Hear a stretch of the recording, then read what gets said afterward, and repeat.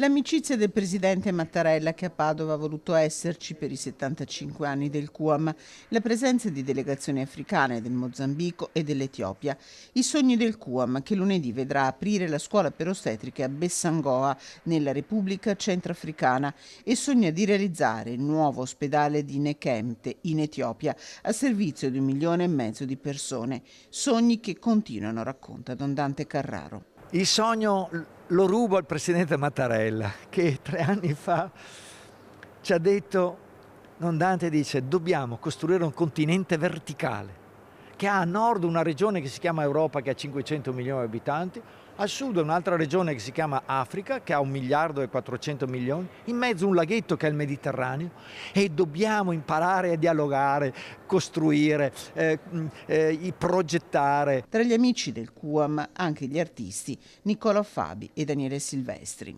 Un progetto a cuore per il QAM adesso, un progetto che farà insieme al QAM da raccontarci. Ma guarda, oggi io in realtà quest'estate ho concluso il primo giro dei 10 paesi, dei 9 paesi, ma li ho visitati tutti.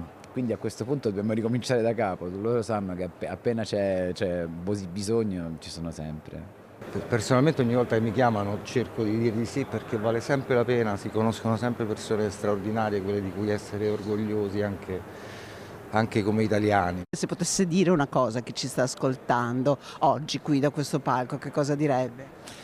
Beh, direi di conoscerlo il QAM, e non c'è solo il QAM, ma insomma di avvicinarsi a queste realtà perché ci fanno del bene, ci mostrano il mondo in una prospettiva più giusta. Crescere il futuro, da 75 anni a fianco di mamme e bambini, medici, operatori sanitari, volontari, una famiglia, quella del QAM, che continua a crescere grazie a giovani come Carolina Teston, specializzanda in ginecologia e ostetricia, tornata da un mese dalla Sierra Leone. Hai toccato con mano il valore del progetto del QAM, prima le mamme e i bambini. Vuoi raccontarci perché è un progetto così importante? Perché non è accettabile che al giorno d'oggi una mamma abbia delle complicanze che la portano a morire o magari avere poi delle conseguenze in un momento in cui invece dovrebbe dare la vita ed essere il momento forse più bello della sua di vita anche.